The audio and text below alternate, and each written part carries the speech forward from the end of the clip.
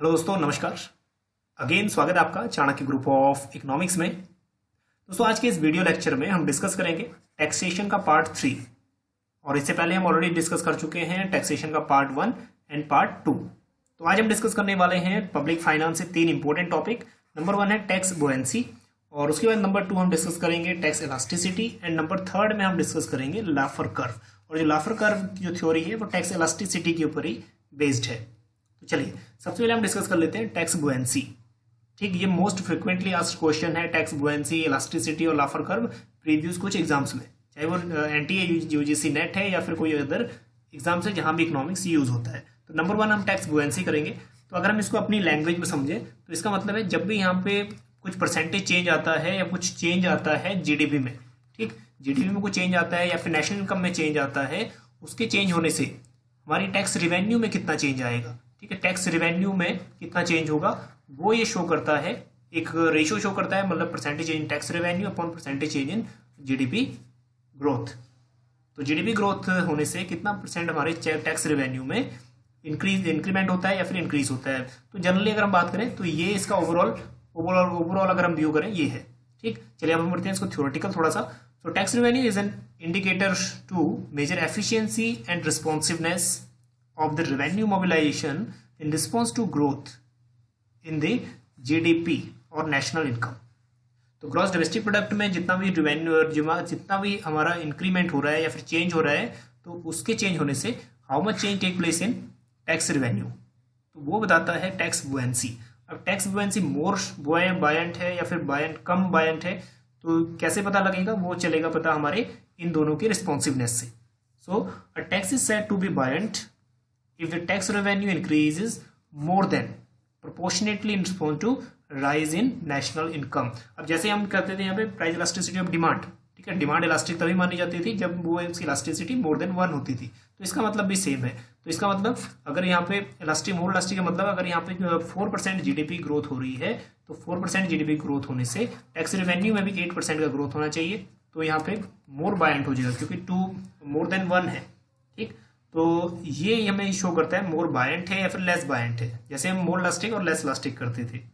So tax is buoyant when revenue increases by more than से 1% for a 1% increase in GDP. अगर GDP में 1% की increment हुआ तो रेवेन्यू में 1 से ज्यादा % की इंक्रीमेंट होना चाहिए, तब वो हो जाएगा मोर बायंट। ठीक है, अगर हम बात करें इलास्टिसिटी के मामले में मोर elastic. So tax buoyancy is the percentage change in the tax revenue divided by the percentage change in tax base। अब टैक्स बेस का मतलब ये है कि जिस बेसिस पे हम टैक्स ले रहे हैं, तो हम टैक्सेस लेते हैं इनकम के बेसिस पे, तो हम इसको डायरेक्टली ये भी बोल सकते हैं when we discussing tax revenue the tax base uses typically a gross domestic product.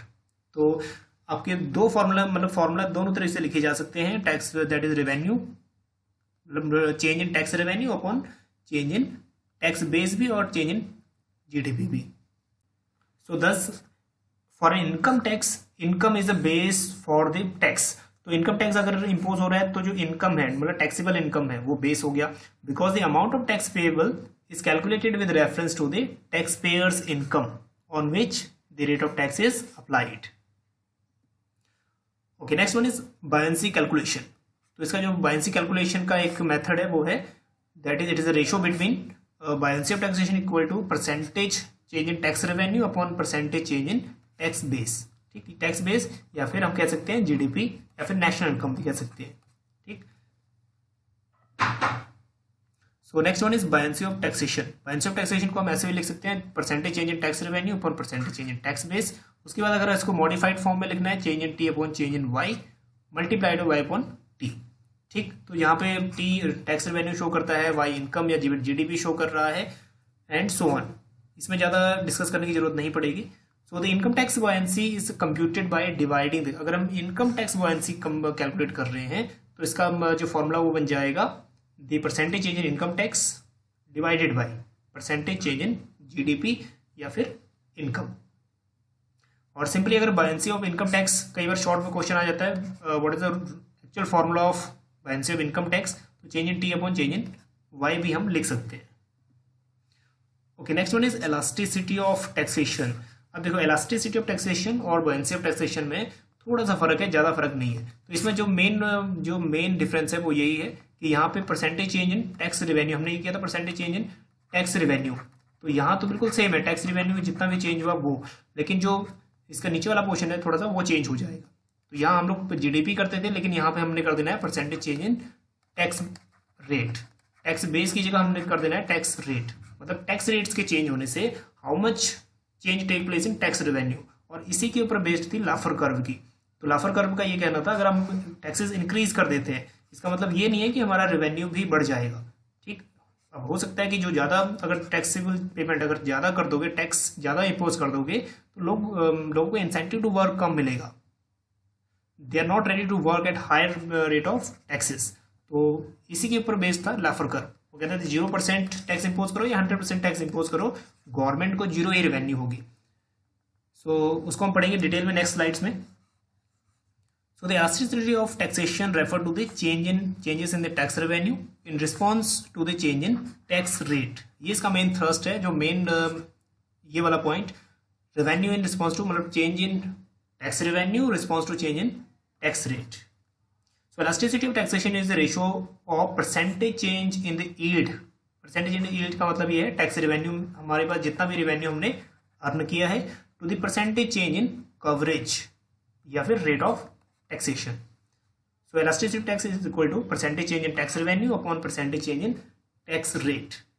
तो बस फर्क इतना है, वहाँ हम बुयंसी जहाँ निकालते हैं तो इसमें टैक्स रेट की जगह यहाँ आ जाता है जीडीपी या फिर नेशनल इनकम। नेशनल इनकम के चेंज होने से कितना हमारे टैक्स रेवेन्यू में चेंज आता है, लेकिन यहाँ है टैक्स रेट के चेंज होने से कितना चेंज हमारे रेवेन्यू में आता है, टैक्स रेवेन्यू में। So what distinguishes elasticity from the buoyancy is that, तो buoyancy को elasticity से या elasticity को buoyancy से कौन सी ऐसी चीजें जो डिफरेंट करती हैं, is that for elasticity revenue is calculated as if there had not been any change in the tax laws। तो जो previous जो tax laws थे वो सेम है, मतलब ईयर टू ईयर वो चेंज नहीं हुए tax laws जो है। So in the other word calculating tax elasticity allows one to determine what tax revenue would have been if last year's laws continue to apply this year। तो laws जो इसमें हैं, जो previous year law चल रहे थे वही अभी followed हो रहे हैं, जो tax laws हैं वो। So if the tax is naturally elastic, तो tax तब naturally elastic होगा, मतलब elastic तब होगा if it will yield more revenue as the GDP rises even if the tax rate do not change from the year to year। अगर tax rate पहले ही 15% थे, अब भी 15% है, लेकिन tax जो revenue है, revenue पहले अगर हम बात करें 20% की इंक्रीमेंट हुई थी, और अब हो सकता है कि अब 25% का इंक्रीमेंट हो जाए, लेकिन टैक्स रेवेन्यू सेम होने के साथ साथ जीडीपी में इंक्रीज हो सकता है। तो अगर टैक्स रेवेन्यू में ज़्यादा इंक्रीज हुआ है, टैक्स रेट में कोई इंक्रीज नहीं हुआ, तब भी ये क्या है, इलास्टिक है, ठीक। तो ये भी इलास्टिक माना जाएगा। और जैसे हम करते हैं responsiveness of demand and price, जब हम इलास्टिसिटी ऑफ प्राइस करते हैं तो सेम बात है, सेम रिस्पॉन्सिवनेस ही यहाँ भी ये भी शो कर रहा है। And third one is लाफर curve. तो लाफर कर्व खुद अपने आप में एक इंपॉर्टेंट कॉन्सेप्ट है और ये टैक्स इलास्टिसिटी के ऊपर ही बेस्ड है। तो लाफर कर्व का एक बार ओरिजिन करते हैं। तो सबसे पहले जो कॉन्सेप्ट था आर्थर लैफर ने ये इन्वेंट किया था, या फिर ये जो कर्व है ये ड्रैग किया था 1974 में।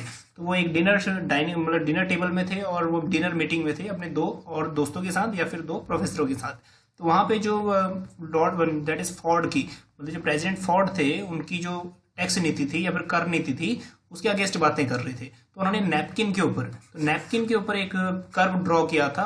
तो यही शो कर रहा था कि अगर 0% करें या फिर मैक्सिमम टैक्स कर दे गवर्नमेंट, तो उनको यहाँ पे टैक्स रेवेन्यू जीरो ही होने वाला है। मतलब जो फोर्ड की जो टैक्स नीति थी उसके अगेंस्ट एक प्रेजेंटेशन बनाई थी या फिर इलस्ट्रेट किया था उसको नैपकिन पे।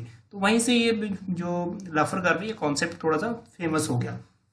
सो the Laffer curve developed by supply side economist Arthur Laffer illustrate a theoretical relation between rate of taxation and the resulting level of the government tax revenue। तो दो चीजें यहाँ पे, रेट ऑफ टैक्सेस, मतलब जो rate of taxes हैं, taxes के rate क्या होंगे, टैक्स रेट कितने होंगे, और उस टैक्स रेट से टैक्स रेवेन्यू क्या होगा, ठीक है। ये दो रिलेशन बताता था, tax revenue and tax rate. और ये question most frequently asked question है, कई बार आ चुका है direct question. So the Laffer curve assume that no tax revenue raised at an extreme rates of 0% and 100%। तो यहाँ पे कह रहे हैं अगर 0% टैक्स इम्पोज करोगे तब भी जो रेवेन्यू है जीरो होगा, और अगर गवर्नमेंट 100% टैक्स इम्पोज करेगी तब भी रेवेन्यू जीरो होगा। तो मतलब कोई भी वर्क करना नहीं चाहेगा अगर सभी पैसा गवर्नमेंट के पास जाएगा टैक्स के रूप में।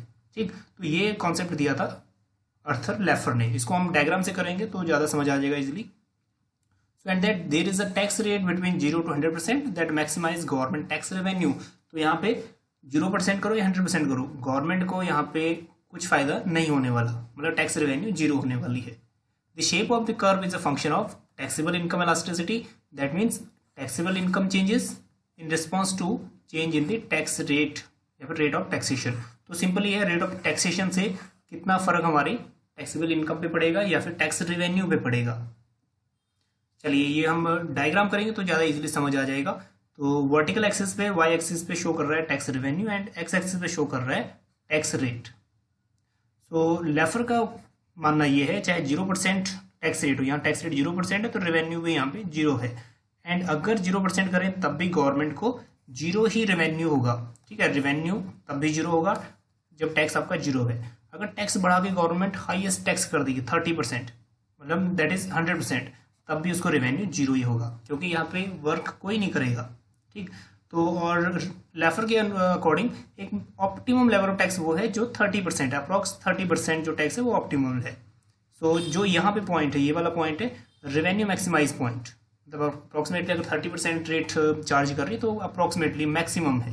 तो अगर उसके बाद या उससे अगर उससे पहले अगर 30 के नीचे रखती है, मान लो यहाँ पे 10% टैक्सेस है, तो लोग देने को तैयार भी होंगे टैक्सेस। ठीक है, ग्रोथ मैक्सिमाइजिंग पॉइंट है और ज़्यादा प्रोडक्शन करेंगे। So it is reason of increasing revenue यहाँ तक। तो यहाँ पे जहाँ पे रेवेन्यू मैक्सिमाइज हो जाता है एट द जहाँ पे अप्रॉक्स 30% रेट होता है। अगर इसके बाद 30% से 40% गवर्नमेंट टैक्स रेट कर देती है, इसका ये मतलब नहीं है कि गवर्नमेंट की रेवेन्यू बढ़ेगी। अब रेवेन्यू नहीं बढ़ेगी, अब जो लोगों को इंसेंटिव है वो इंसेंटिव टू वर्क वो कम हो जाएगा और लोग काम कम करना पसंद करेंगे। तो इसलिए जितना ये टैक्स रेट बढ़ता जाएगा उतनी टैक्स रेवेन्यू भी कम होती जाएगी। तो एक टाइम ऐसा आएगा जब टैक्स रेट 100% हो जाएगा, वहाँ भी जो रेवेन्यू है वो हो जाएगी गवर्नमेंट की 0। तो टोटल जो प्रेजेंटेशन है लैफर कर्व और काफ़ी इंटरेस्टिंग है और इंटरव्यू के क्वेश्चन में मोस्ट वाइडली ये पूछा जाता है लैफर कर्व को डिफाइन करो या फिर लैफर कर्व का कोई एग्जाम्पल दो। ठीक, चलिए तो आज 3 कॉन्सेप्ट हमने किए। अब नेक्स्ट वीडियो में हम करेंगे taxation committees and chronology of taxation.